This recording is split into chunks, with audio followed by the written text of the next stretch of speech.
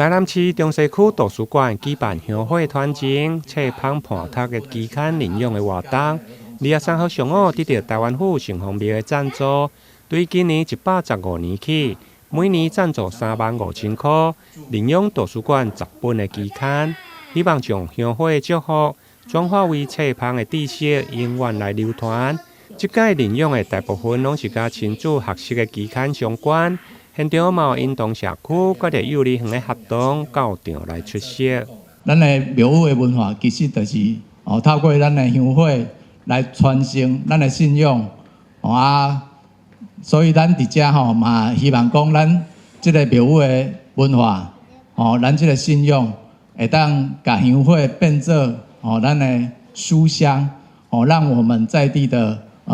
市民朋友也可以把香火轉換成知識的傳承陪伴大家來行動來學習變成這種的力量。別人的善款來做這件代志來到這來到咱原台南州廳啦嘛是正啊很主席的迄個中西區的圖書館啦行入來有種正熟悉的感覺嘛甲阮別人相像原來是國定古蹟。國定古蹟大家攏是國定古蹟入來的時陣更加像較親切感啦，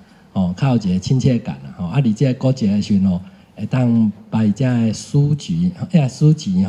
來互這民眾來看